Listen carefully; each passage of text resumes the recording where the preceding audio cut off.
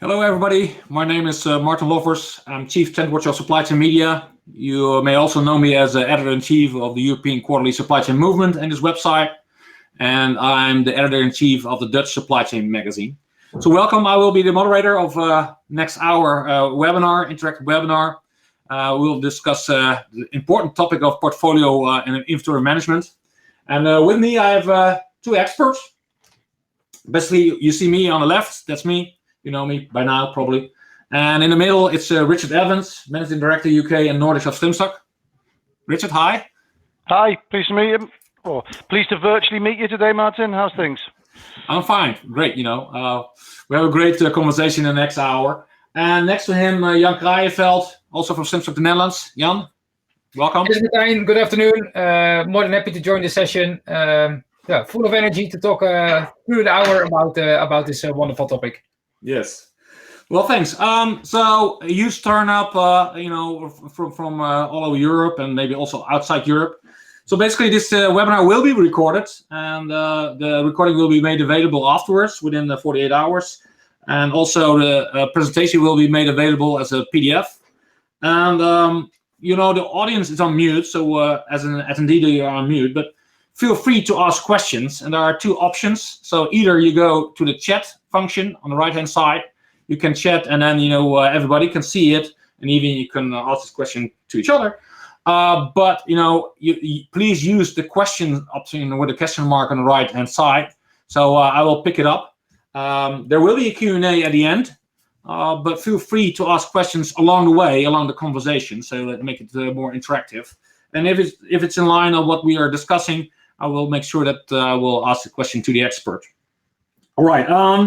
You can put your presentation, the PowerPoint, on full screen. You see small 4 arrows on the upper right side of the presentation, so you can take it full screen. And afterwards, at 5 o'clock CET, we have another 30 minutes where we can discuss it, to the experts. So you will sit down in the lounge, and if you sit down with either of us, a Zoom-like meeting will open up, and you can talk to us directly. So if you have still more questions or want a demo or whatever, you can ask questions afterwards in the 30 minutes after the hour. All right. Now we get to the real topic. First, we did a survey last year among over 100 manufacturing and retail companies in Europe, and you see it right here. And the number one investment plans is sales and operations planning. And you see also between the blue and the orange bars, there's a difference between the more mature companies, the orange one on the 4 or 5 level, according to Gartner, and overall in the blue. And next you see the inventory management. And I was wondering, Richard, what do you see if you look at this picture? What is your experience and the need for S&OP? I think it's something that's increasing greatly. I think that obviously companies are becoming more and more aware of it, but I think a lot of organizations have been extremely successful with their marketing, with their products, with their branding. Perhaps now there's a lot of people that are realizing that by making improvements in their back end, shall we call it, or in their operations, that they can continue to really grow and be agile and be dynamic. And I think especially with what the world has thrown at us in the last 18 months, it's really become clear that those that are agile and dynamic have been the more successful. Yeah, and what you also see in the total environment and supply chain, S&OP has been around for decades, especially in the manufacturing world. But now you also see retailers and wholesale companies jumping on sales and operations planning, isn't it, Richard? Yeah, definitely. And I think what we're seeing is people doing it with different levels of success. I think there's a lot of people out there that are just playing or just using it as a strap line. But then I think we're seeing other people who are really successful, really putting good processes into play and really making sure that their S&OP cycle is in line with their strategy and what they're trying to achieve. Yeah. Another remark on our findings from last year. When you look at the bars from inventory management versus S&OP, you see that the more mature company already have S&OP processes and software in place, and also inventory management and statistical forecasting is already in place in the more mature companies, and they are more looking to prescriptive analytics. How do you see it in your markets, in the UK market, in wholesale and retail? Do you also that they are already mature in your wholesale and retail market, or are they still up to the inventory management and S&OP environment? I see it on really different levels, and I think maybe it's a weak answer, but I think it depends where you've come from. So I think there's some organizations that have literally gone from nothing to implementing something really light, and they perceive themselves have really taken a giant step, and I think it's probably true they have. But of course, the more mature you've got, the more mature you are, sorry, the more you need to be sophisticated, and the smaller the gains become, but the greater the gains are worth. So it's very easy to go from nothing to something, and that's a really big jump. But if you're going from good to great, then the incremental step is not much, but the effort required is enormous, and the benefit that you get from being successful at that is equally enormous. Yeah. So Jan, Slimstock has a Dutch background, a heritage from the 90s already in statistical forecasting. So already a lot of AI implemented in the software. So how do you see the Dutch market? Is it already saturated for statistical forecasting in S&OP, or is there a lot to do in the Netherlands? There's still a lot to do, Martijn. It's I think if I come to let's say the mid-market wholesalers, it's topic number one. They call it maybe not S&OP, but the things they want to achieve is the same.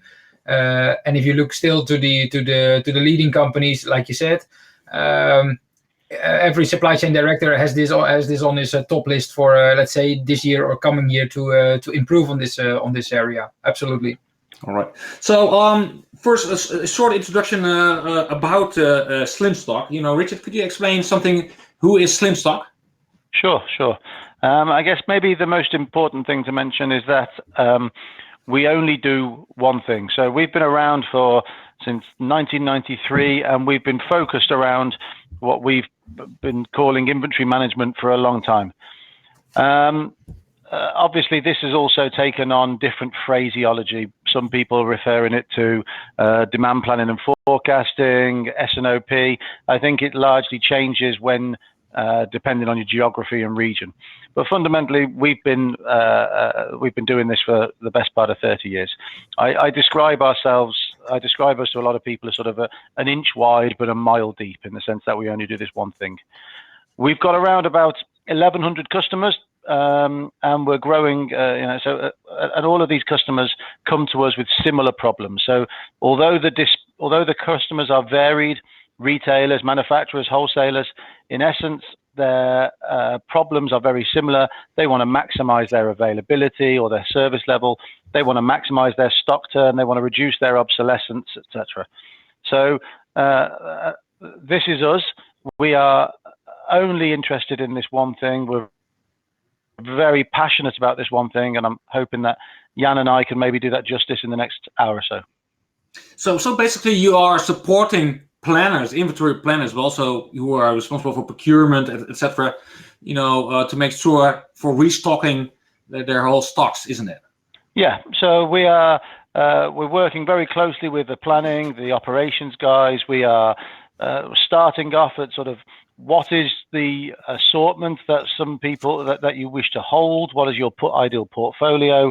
Moving on to, so once we've decided what we want to hold, where is the best place to stock it? Where should we be sourcing it from? Should we be sourcing it internally or from our suppliers?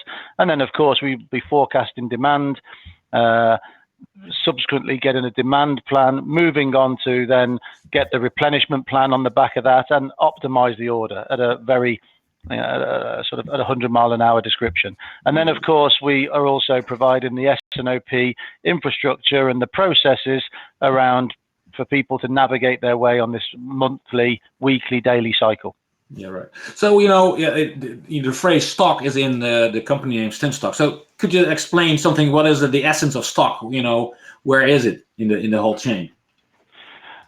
So we basically look to, you can see on the screen right now, these are the areas that we cover. But in terms of the where the inventory is or where the stock is and that we're dealing with, in essence, we're trying to get it to our customers' back doors. So the big thing is that, so if we're dealing with a retailer, we're looking at getting it into the warehouse, but we're also looking at replenishing the stores.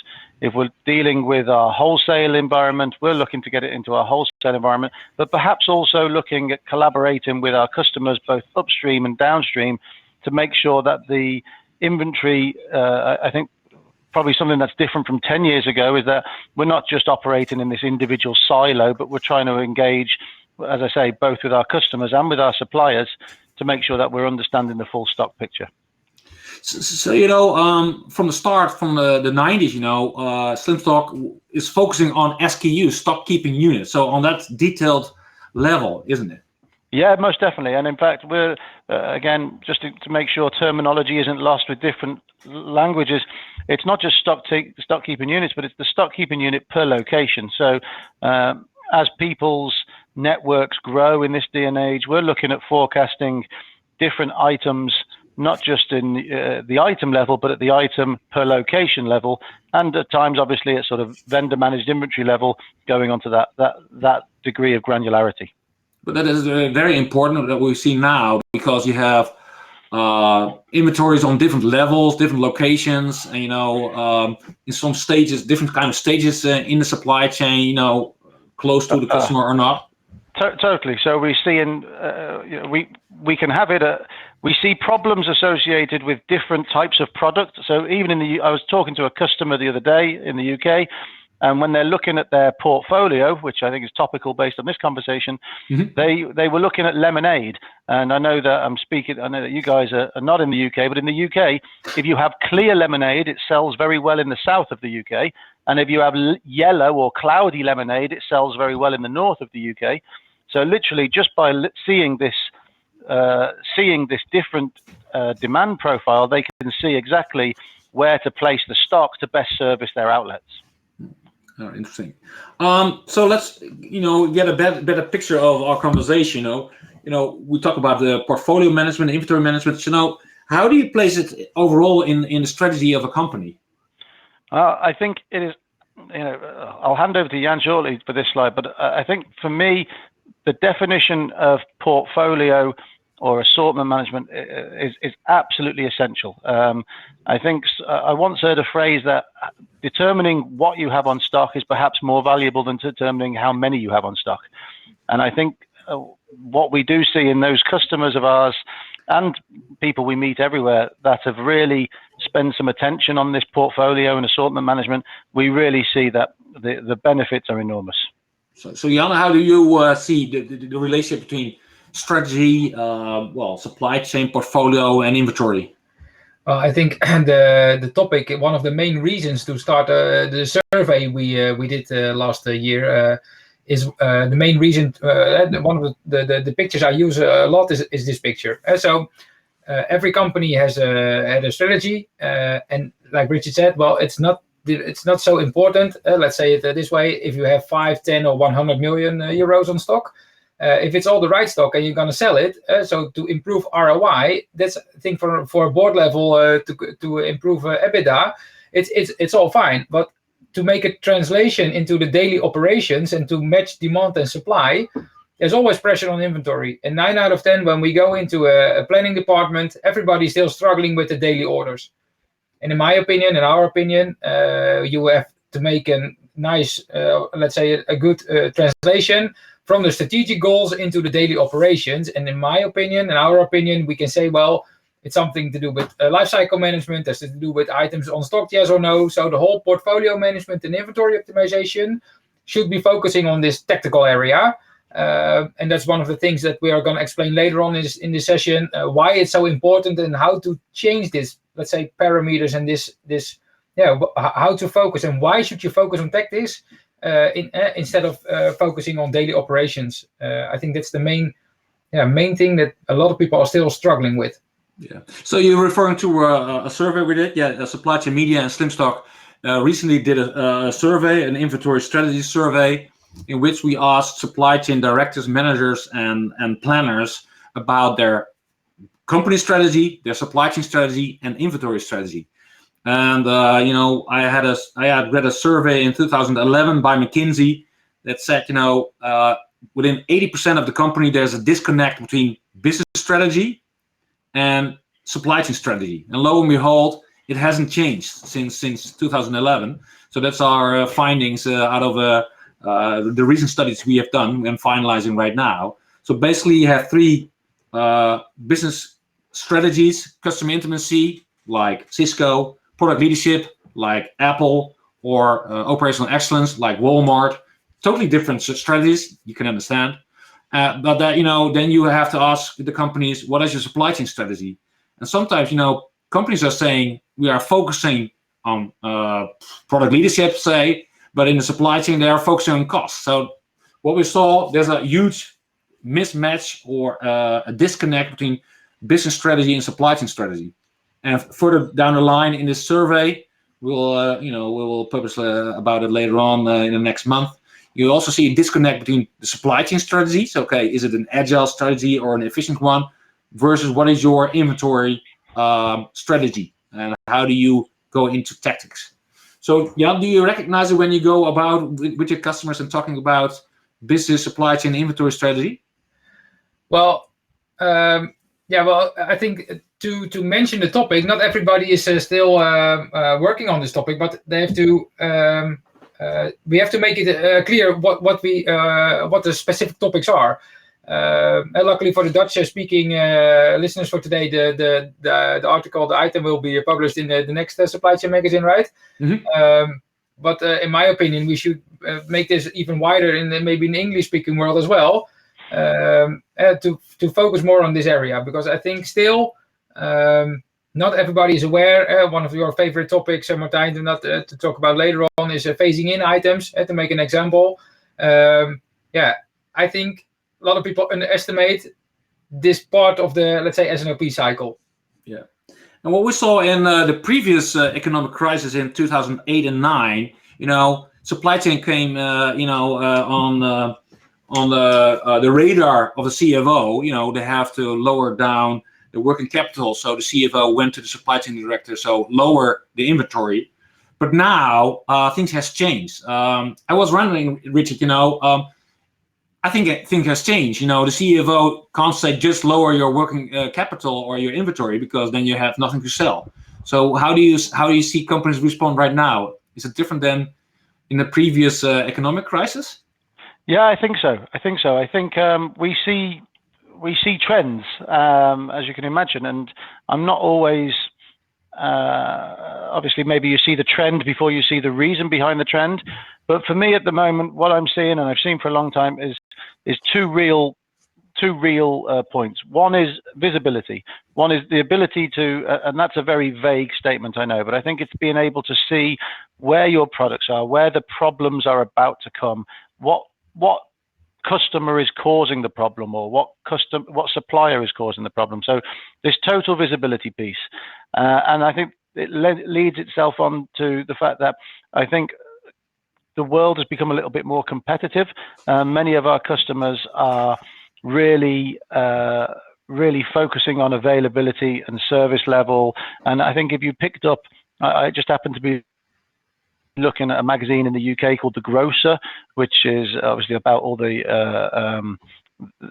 grocery retail outlets, and it was just focused about the product availability that people have had over the Easter period. So you can really see that this customer service piece and the product availability is very, very dominant at the moment. Yeah, totally different than in the previous economic crisis in 2008 and 9 and beyond. So Jan, could you explain? Let's talk about portfolio. What is the essence and the importance of portfolio management? Well, the essence is, if you talk about portfolio management, let's put it in this way, I think it's more important than ever. To determine your portfolio, you should determine which items do I sell. So it's the total portfolio. Then I can make a decision, should I put it on stock, yes or no, or in which level should I put it on stock. When I started, 15 years ago, when I finished my study, a traditional supply chain was like the supplier. We have one of the stocking location, and we have our customers.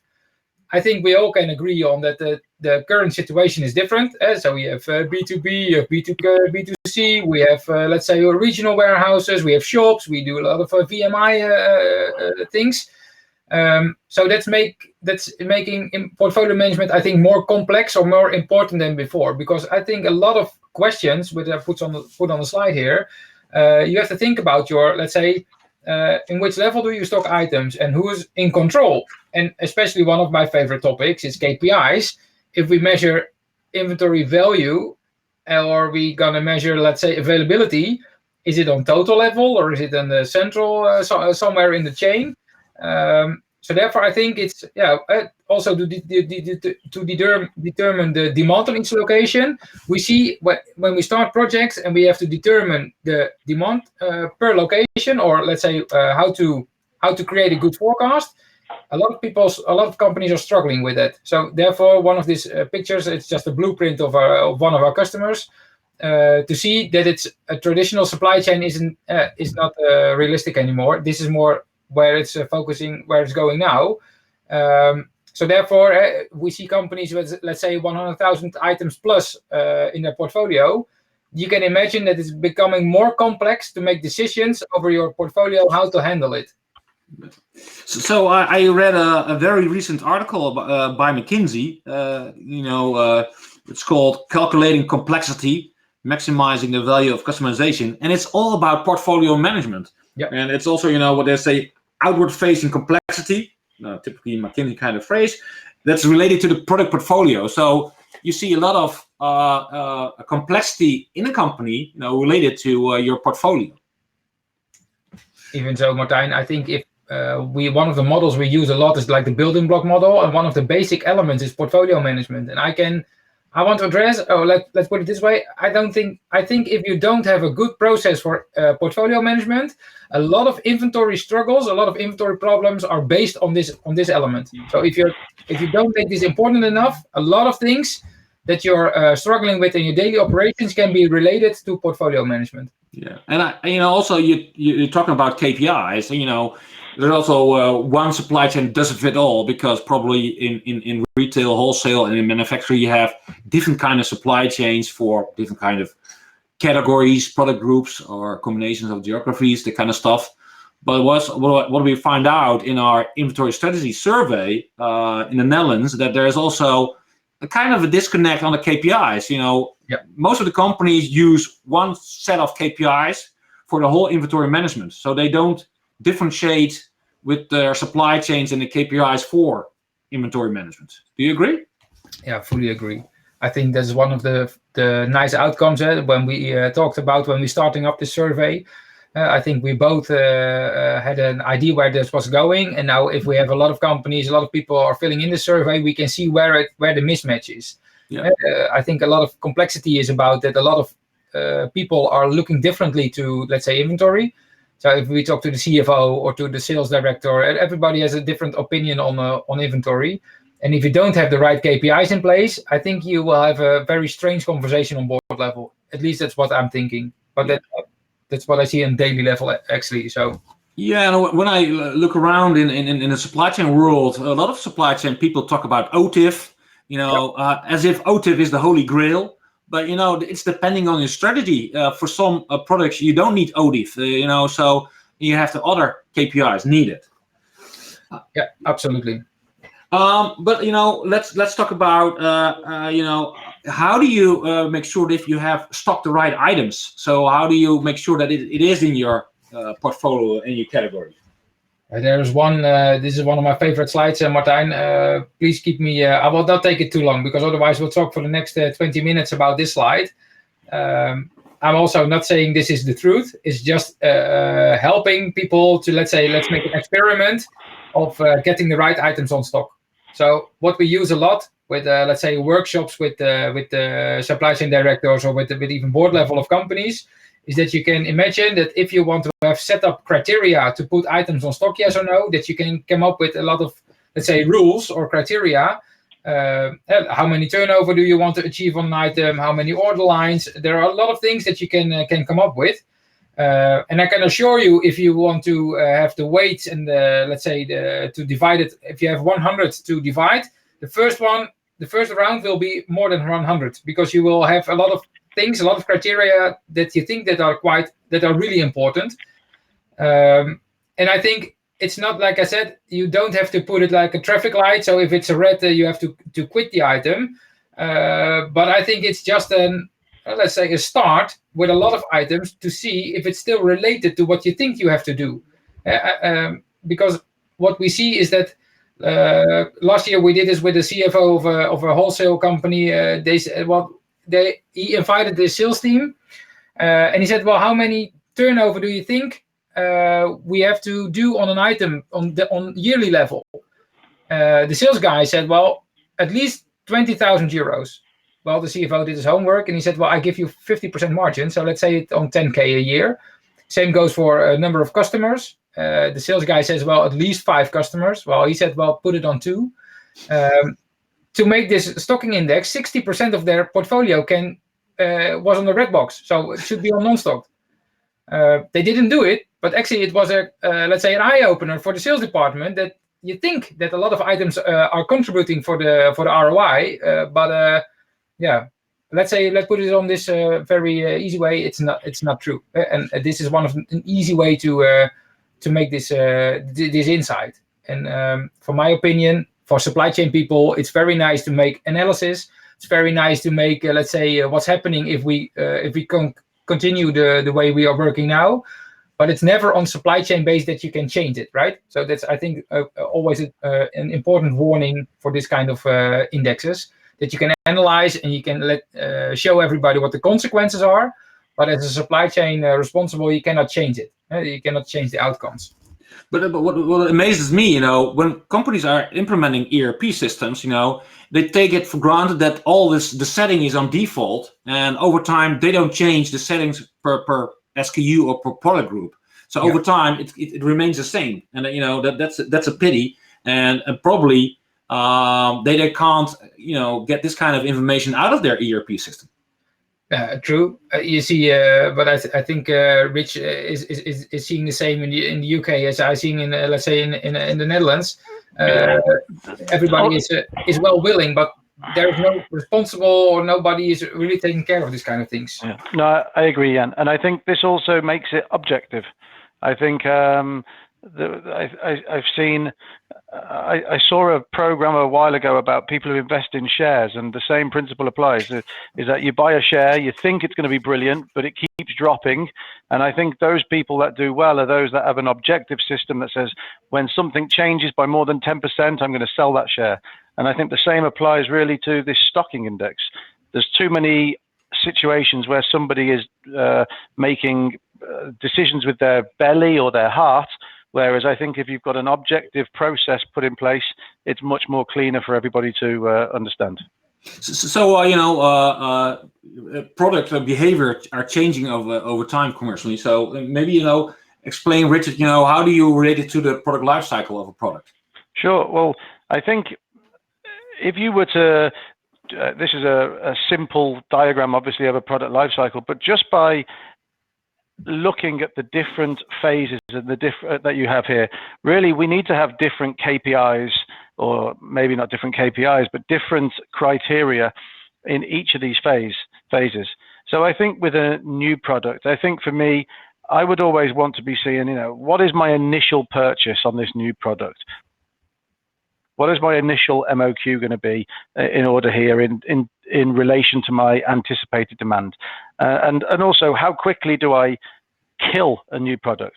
When we've done analyses on a lot of our customers and we look at their obsolete stock, we find that an awful large percentage of obsolete stock has often never even made it to mature or end of life. It's just entered their company as new. It's never really worked, and it's jumped all the way over time to obsolete. So I think it's really important to be very responsive and very dynamic in this new phase. And then, of course, once we get to the mature, I think this is the time where we need to optimize. We really need to make sure that we're achieving, the strategy that you mentioned that we're following is aligned with actually what our company strategy is. and we want to make sure that we're de-risking everything. And let's say we're a very operationally excellent business here. We want to be maximizing our customer service to our customers, but also maximizing our stock turn as we go.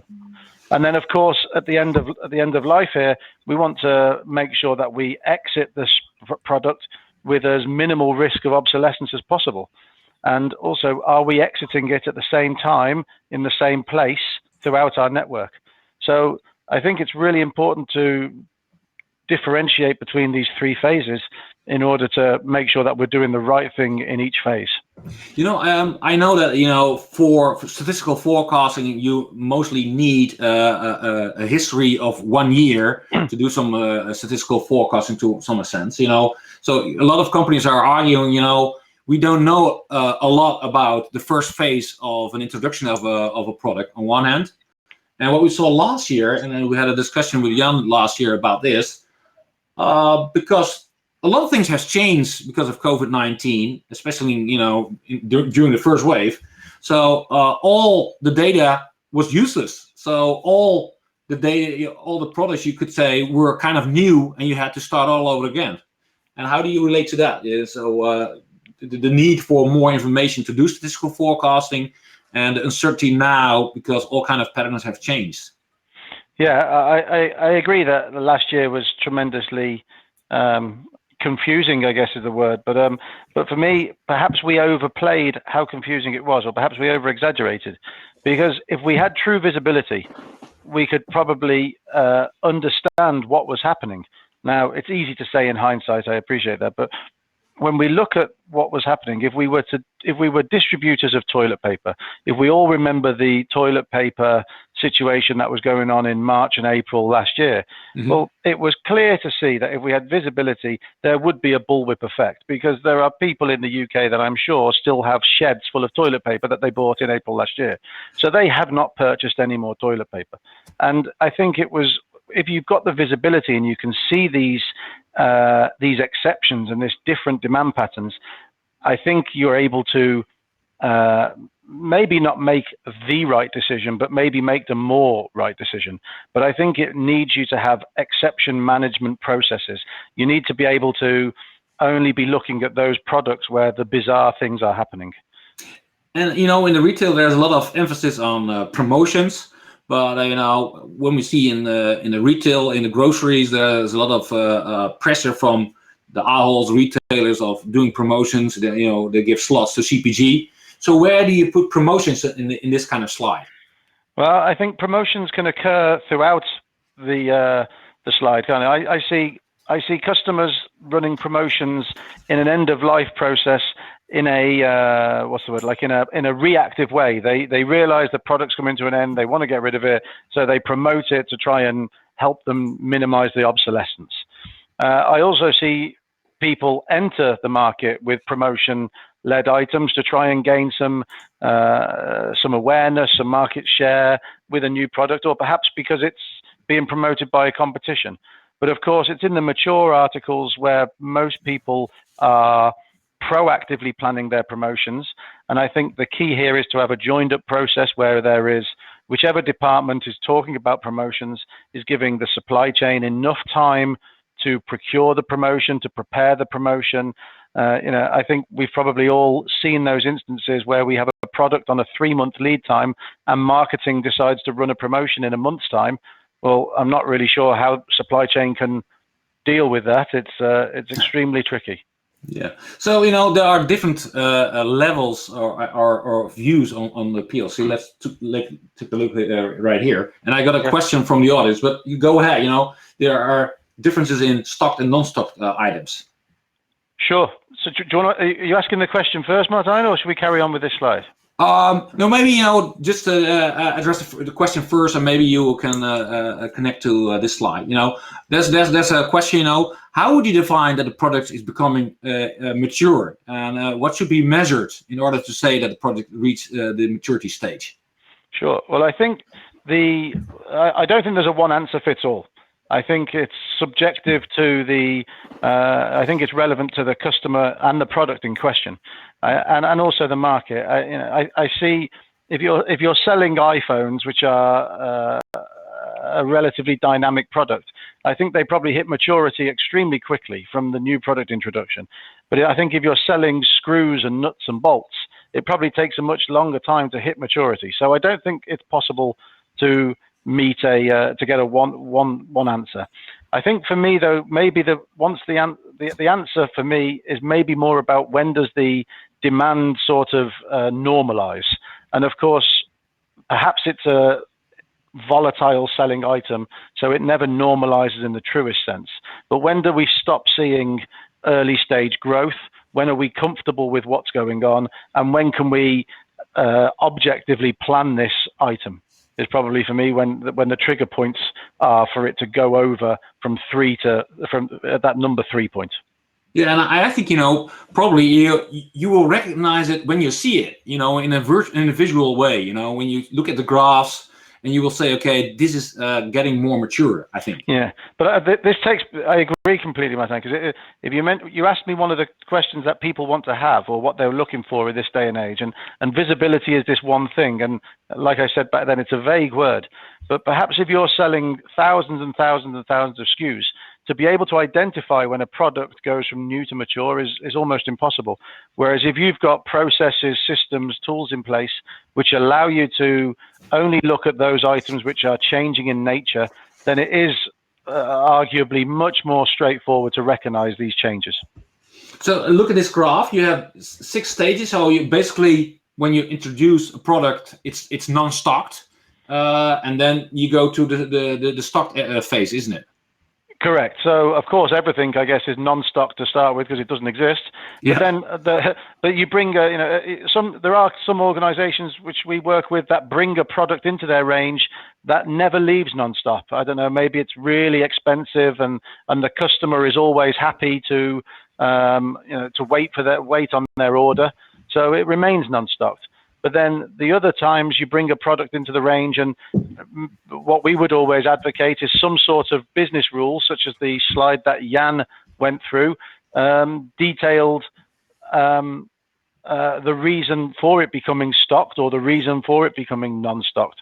And those reasons remain all the way through, because I think it's very important to delist a product or to non-stock a product as much as it is to start stocking a product. But I've seen a lot of ERP implementations. I even had a magazine as editor-in-chief about the whole thing, and a lot of implementations don't address this stock non-stocked issue within their ERP implementation. So I think a lot of SKUs are set on non-stocked because of the ERP settings all through the life cycle of your ERP system. So basically, I think most of the times it's basically a matter of it's a default function in the ERP system. Yeah, I completely agree. In preparation for this, I went to a customer. I spoke to a customer yesterday whom I'm aware of this issue, and just to give you some context, they've got 23,000 stocked items, and when we actually did the initial analysis, which their ERP was classing as stocked, and when we did the analysis, 52% of these items contributed 4% of their sales. So you're thinking they're stocking, 12,000, 11,000 items, which is contributing a really small amount of sales. And of course, I totally understand that some of those items are tactical or strategic, but there's a hell of a lot of those items which are not. As a result, they were able to delist quite a high number, and it really overnight made them a significantly more effective and efficient operation. So where do you start to become more excellent in inventory management and portfolio management? I think for me, the starting point is to recognize the importance of portfolio and assortment management. I think you need to totally get on board that this can be a dramatic change to your world. Would you agree, Jan? Yeah, absolutely. I think we discussed it upfront for this webinar, where to start, and as Rich and I are very pragmatic, we can tell a lot of stories about how to get this started, but still we have to start small and significant, right? So therefore, I think everybody can see where this is going and why it's important. And I think that's the thing, Rich. If you can see what you said, well, so less of the a small part of the portfolio is only contributing. So to make the change. I think that's always the you have to start somewhere, right? Yeah, and I think Jan, for me, some of the starting has to be at the top of the organisation. I think that this initiative has to be felt throughout the whole business. If you're not if it's not a psychology or a feeling throughout, it won't work. With Apple, they only started with only a few versions of the iPhone, for example. That was a strategic decision. Everyone is aware. You can't have a purple iPhone, or all kind of features. So it basically started over there with the successful companies. Yeah, but I think they were arguably in a fortunate position at a time where there wasn't an alternative. So at the time there wasn't a purple Samsung, for example. So they were able to focus on leading that way. I think what we see when there's a product that is perhaps more maybe commoditized. So the example I always give is I don't understand why anybody. I don't believe that anybody goes into a shop and asks for a different color Post-it note. I'm sure they just buy a Post-it note. Yet still, we go to the shop, we buy pink, we buy purple, we buy yellow Post-it notes. So the demand must be there, but one would have to question what would happen if a company only sold yellow. Interesting thing, Mark Engel, the Chief Supply Chain Officer of Unilever, last year announced that he had cut 60%, 60, of their portfolio in the first wave of COVID-19, because they were getting back to the bare essentials, producing the bare essentials within Unilever with like Dove and all the brands they have. But there was a huge wake-up call that they saw that the revenue remained on similar levels. So there was the actual proof that they didn't need the whole kind of extended portfolio within Unilever. Yeah, I can imagine. I think that story can be applied. I'm sure there are lots of business that can reiterate that story and say, they eloquently decided to cut back on their portfolio because of the pandemic and what was going on, and actually that was the catalyst to making them do something that perhaps they should have done previously. Yeah. All right. Let's talk about an ABC analysis. There are different versions of it, but that's good because I have a question about this. So let's take it there. So maybe you can explain, Jan, how do you analyze your portfolio? And then I have a question from the audience. Yeah. Well, one of the ways is starting an ABC XYZ analysis. A lot of people are thinking maybe differently, or it can be different approach.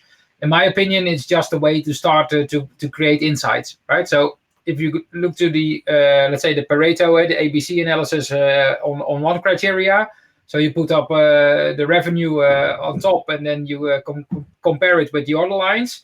I think every distribution wholesale company should know which items are in the top AA category, because this is the bread and butter. You have to have it. And we discussed the availability. We discussed a lot of things in the previous sheets. But I cannot agree with every company or everyone who's telling me that this is not important for a regular company. I see too much that people are not aware of the top items. What is it, let's say, contributing? Why is it not on stock, or why is it not available? And why is there no alternative or whatsoever to compare it? Because these items, Rich already mentioned, it's a commodity, right? 9 out of 10, I can buy it with any company within 10 miles of your location.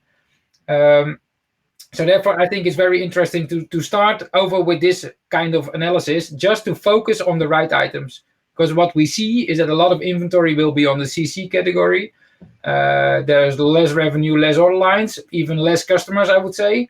But I think you have to make decisions. And for me, like this ABC XYZ analysis is just to bring on focus on some items. So what will you do, or should you do with your CC articles? Get rid of them? Scrap them? No, I think there are a lot of people. For example, Paul Derlinger is telling us the same. Maybe I think you should be aware of which items are in the CC category. And even in the CC category, I would say, well, you can see which suppliers, which customers do I deliver with this part of my portfolio. Because if you are buying at a company that you are not well willing to, and you are delivering to maybe even your competitor, then you can maybe get rid of it. But you cannot say, well, I want to skip the long tail. No. You cannot say that. I think, Rich, we see it a lot. Let's say in an automotive aftermarket. Yeah. It's I think the most important part of the portfolio, right? For them. Yeah, From a totally commercial agree. point of view. Yeah, that's what I mentioned. Some of those items are strategic and they are really needed to have that long tail. But I also agree with you, Jan, is that in that CC, there's maybe the logistical parameters come to play. How many of those, maybe those items I've got in that CC category have obscenely high MOQs or very, very long lead times, and perhaps I could change my sourcing strategy that would make it better. So there's not like with a lot of these things, there's not a one answer fits all, but it's important to be aware of them. So this is focused on an item, a product, but you can also do an analysis, and that's the one I like, especially. A matrix on product level, on customer level. So you have your ABC product, and in the same time you have your ABC customers. And what you see over there in that area, CC, you have to get rid of today, because a C product, only deliver for C customers who are a pain in the ass, making a loss. So that's also, so that should be another matrix, or maybe a different view of a matrix, how to look at your portfolio. If you have a portfolio analysis on product and customer level at the same time, you will see, okay, your C article for an A customer, very important, and that could be your long tail spare part. So that maybe additional to this one, you should have also an analysis on product and customer at the same time, Richard. Yeah, no, I fully agree. That would be one of the metrics that you'd have to examine in this CC category, wouldn't you? Is what are you spending a lot of money and a lot of effort servicing a customer that actually is not a bad customer is the wrong word, but it's not a profit-making customer. Yeah. A question from the audience: what should be the minimum inventory holding criteria or strategy when you have a visibility of consumption, especially to pharma industry at this point? So, what should be the minimum inventory holding criteria? So when do you want to have something on stock? Well, I think for me, I think perhaps it's, without knowing more of the details, it's perhaps hard to answer. But when you do have visibility of the consumption, and I assume that what this means is visibility of future consumption, because I think is that I think we need to be aware of what our competitors are doing. I'm well aware in the pharma industry that there is also, depending on the geography that you're in, different licensing agreements as well. So I'm not quite sure that you can put a hard and fast rule to it. But what I would say is that the minimum inventory holding should totally match your strategy, which of course should take into those points. So if you're determined to completely fulfill all of the anticipated consumption, well, your minimum inventory holding should be calculated to make sure that you do indeed fulfill that consumption. And again, back to our survey we did, we just finished in the Netherlands for our inventory strategy survey. It's all depending on your company strategy. If you have a customer intimacy strategy, and a lot of wholesalers do have that strategy because, they want to service the market, do something extra, they need this kind of spare parts on stock. Whereas if you have operational excellence, you buy a container full of stuff and you sell it, when it's gone, it's gone. You have a higher stock turns in the operational excellence compared to the customer intimacy. Yeah, totally agree. And the price point of these products is generally reflected in that. Yes, in service, if you do it right, there's an extra margin, for delivering the service, and then you can make it worthwhile to have this long tail items on stock. Yeah, agreed. And on the other hand, in your product leader, like Apple, you keep your stock shortage because you have such higher margins. You can game with it. Look at the PlayStation 5. Control the demand, right? Yeah, PlayStation 5 can control demand nowadays. So my son has a PlayStation 5. He was lucky enough to get the PlayStation 5 in the first wave, and he could sell it for double the amount of money. We cannot make cars now anymore, eh? No, because of the PlayStation 5 and a lot of iPhones, But so these analysis, is this the starting point, Jan, to go into a company, look at the assessment of how they approach this kind of portfolio? It's just one way, and for me it's a very easy starting point. But for example, this morning I visited a production company. They are not talking about like this kind of analysis. We're focusing on, let's say, try to find the right. First, find out the blueprint, find out where how the portfolio is built up. So there is a lot of details in this, but this is one of the things I 9 out of 10 would use. Just to make my point clear, is that a lot of companies are struggling with a lot of things and a lot of improvement projects. But if you don't have control, let's say, on your top 10% or top 500 items, I think you should start over there. Yeah, funny. McKinsey is addressing in the manufacturing world what they're calling inward-looking complexity. That's component-driven. Yeah. But you create it yourself. I had a conversation of a logistics director of Skoda. Very successful, but now he had a problem to stuff 3 bodies from Czech Republic into one container. Why? They had to paint it in Portugal in a purple color, and they were very proud they could stuff 3 bodies into one container to ship it to Portugal, paint it in purple, and then get it back to the factory in the Czech Republic. And I say, why the hell do you want to offer a purple Skoda? Just keep it bloody simple, and you don't have this whole nuisance to stuff 3 car bodies into a container with a lot of simulation, a lot of efforts. So that's and I say stop it. Just make it a few colors, and that's right. We almost get to the end of our webinar. We still have time for a Q&A, and afterwards we have some more time in the lounge, 30 minutes to talk directly to the 3 of us. But what are your main tips to start with? Richard, first? Yeah, I think the first main tip, which I would guess just comes before these points here that you can see on the screen here, is that for me, I think it's about recognizing the importance of this analysis of the ABC of the stocked index. So you can see here that goes through it, is that basically you need to have good quality data. You need to make sure that when you're looking at your master data, that it actually is going to help you with this analysis. And so it's a boring topic, but it's an essential topic. It really is. And then I think once you've got that quality data, you can really ascertain whether your items should be stocked or whether they should be non-stocked following your respective rules. And then once we've got our stocked items, we can then go on to analyze the actual performance of them. And I think the interesting thing for me is that I guess it's like anything in life. I think when the fundamentals are done easy, they sound very simple, but they're never quite as easy as they sound. And these 3 tasks written down on a PowerPoint slide sound simple, but they're not. But I think they're imperative.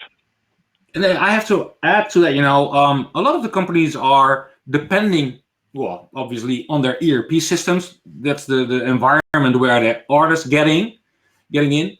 But they are aware, how are these orders or are these products, stated in their system, and what is the default setting of an SKU within the ERP implementation. So when we talk about master data and that kind of stuff, sounds boring, but just look under the hood of your ERP system and look what's in it. And a lot of companies don't do that because probably they don't know how to do that, to look under the hood in your ERP system. But that's the whole trick. And that if you don't get the source, probably your ERP system is the starting point where your orders are getting in. So I think that's an environment where to start. Slimstock or Slim4, the system itself is a layer on top of ERP system. So Jan, are you also getting across this, that you are coming into companies and they are not aware, we talk about master data, but where is it and how to look at it? Martijn, I don't think you believe me, but a lot of companies, last week I visited a company that don't have lead times within their ERP. My first question would be, how do you plan right now? I have no idea. And there will be one planner who is working there for maybe 25 years and he knows how it works. Yeah. In my opinion, it's quite strange. And I'm not saying that you have to make somebody free to fill in all this master data, but I think you have to see for yourself why it's important, because a lot of things, like you said, well, you can set up the master data at once when you implement ERP, and let's say lead time is, let's say, 30 days. But if it's 21 days, you can see how much impact that is on inventory level. And like Richard said, it's all these open doors. It sounds so easy, but every time we walk in a company, every time we see, and even with our current customers, there's still so much to improve. Yeah, and basically, within a manufacturing company, the MRP engine is the heart of the ERP environment. To make sure you have your bill of material, to make sure that you have your parts to produce a machine or whatever. But and then a lot of wholesale companies also, they have ERP with an MRP engine when to order. Yeah. So that is necessary to know. Some people don't know that MRP and ERP are related, but it is. I got a question from the audience. So what are your insights on DDMRP, demand-driven MRP? Okay. For me, I think it's related to your supply chain setup. So I think if you have very local sourcing, it can really provide value. But I think if you have long lead times, then and you're planning for something that's going to arrive in your warehouse in 3 or 4 months' time, then it's perhaps it's not so easy. Yeah. If that makes sense. So I think it's maybe there's pros and cons to it, I guess, like there is with a lot of things. But for me, it's a bit better with shorter lead times. Yeah, and I know DDMRP quite well. I've spoken to Karel Patak several times. So you develop the whole thinking about DDMRP. Basically, with an MRP, you have fixed lead times when your MRP engine. Yeah. With a DDMRP, it's more dynamic. So a lead time is depending of all kind of factors in your supply chain, and it helps. It can improve your business. Absolutely. But if you have a very volatile environment, it doesn't help you. Yeah. So and that's the thing. Volatile environments, long lead times, trying to fill a container, big MOQs, all of these things of complexity, I think are tough.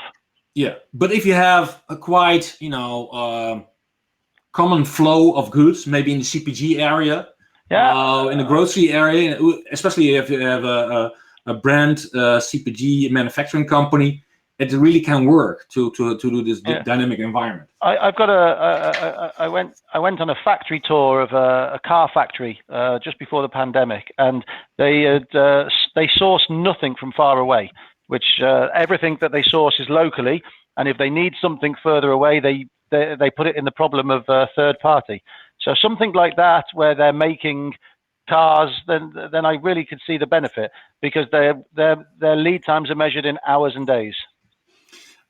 We almost up to the hour, and still, if you want to talk further about this interesting topic, with the three of us, we can go into the lounge and you can talk to us directly in the next 30 minutes. So that's it. If there are still questions, to mention, there's also a lot of great stuff online. So we have developed together with Slimstock a roadmap. So in 5 stages, how do you create a better inventory management? And there are 2 great ebooks about inventory management. Something to add on that, Richard? Well, like I say, I think that I may be sounding like I'm preaching from my own chapel here, because in some cases, in some elements or some chapters, I've been some of the architects here. But I think for me, hopefully the solutions that you see here are extremely pragmatic. And I would also like to add that I hope that they are something that you can achieve today. I hate it when somebody advises me to do something that is just not achievable, or I'm going to need to move heaven and earth to achieve it. But hopefully these give people some tips and tricks that they could actually put into practice tomorrow. Yeah, and my recommendation to the audience would be, ask for a demo. It's like, when you choose a car, ask for a test drive. And don't go into the Gartner quadrants and that kind of stuff, that takes you ages and a lot of money. So, just ask for test drive. And I probably, I've seen a lot of software, all the good, bad, and ugly. And the basic thing is you will recognize the ones you need. So basically, if you like this kind of frameworks, do find a way to ask for a demo And then you can relate to, okay, now I know what my challenges are. And otherwise you will stuck in a hellfire to find the right software, and you're getting nowhere. Jan, something to add from your side? No, I think we discussed a lot of good things, Martijn. Like Richard had nothing to add to that. I hope it was worthwhile to listen. Like you said, I always try to make it very pragmatic. Maybe one thing to mention, Martijn, is for the Dutch-speaking world to fill in the survey. Yep. And we'll come back to that later on this year. I hope with an English version. So yeah, no. Yeah, right. I see some questions about, but I would recommend to just after a minute or so, we'll go into the lounge and you can ask the questions to Jan and Richard directly. For you, next webinar Wednesday will be about omnichannel warehouse management, so that will be the same time next week. And for now, I would like to thank you for attending this webinar. I hope you liked it and learned something. I did again, either we see us in the lounge just after a minute, or maybe I'll see you next week. So thank you for attending this, and Richard, Jan, thank you for explaining a lot. Thank you very much. Thanks a lot. Okay, we take a break and we go into the lounge.